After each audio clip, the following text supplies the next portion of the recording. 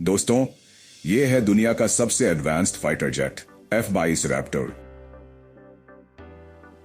Stealth, speed और shear power का ultimate combination. लेकिन एक सवाल हर डिफेंस एक्सपर्ट के जहन में है, अमेरिका ने इस फाइटर जेट का एक्सपोर्ट क्यों बंद कर दिया? F-22 रैप्टर लॉकहीड मार्टिन द्वारा बनाया गया एक 5th generation stealth fighter jet है जो एयर सुपीरियॉरिटी के मामले में अमेरिका को पूरी दुनिया से आगे रखता है।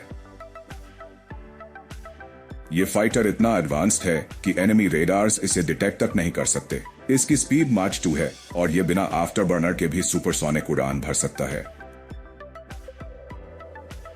लेकिन 1998 में यूएस कांग्रेस ने ओबे अमेंडमेंट पास किया जिसमें साफ लिखा था no F-22 for foreign Nations.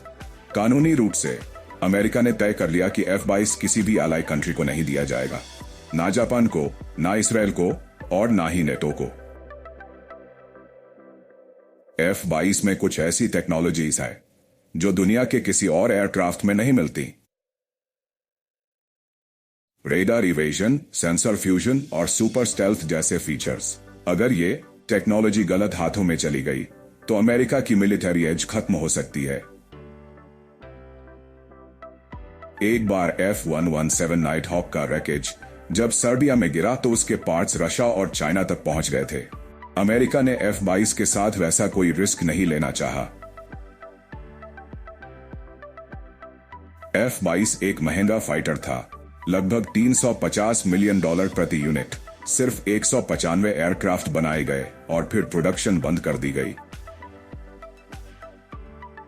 अगर आज किसी देश को यह जेट देना हो तो प्रोडक्शन लाइन फिर से शुरू करनी पड़ेगी।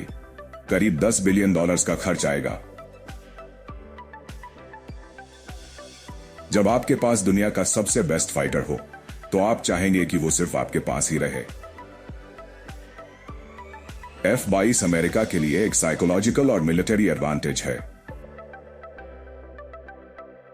क्या होगा अगर जापान या इसराइल को यह मिल गया और वो टेक्नोलॉजी किसी और के हाथ लग गई? इसमें अमेरिका के लिए रिस्क ज्यादा है और ट्रस्ट कम। अमेरिका ने अपने अलाइज के लिए एक और फाइटर बनाया, F-35 लाइटनिंग II, थोड़ा कम स्टेल्थी, लेकिन एक्सपोर्ट के लिए डिजाइन किया गया। यह सस्ता भी है और अलाइज के साथ डेटा शेयर भी करता है। पर हां, यह फाइटर जेट F-22 जैसा बीस्ट नहीं है। F-22 रैप्टर सिर्फ एक नाम नहीं, एक वार्निंग है। दुनिया के लिए इनएक्सेसिबल और अमेरिका के लिए प्राइसलेस।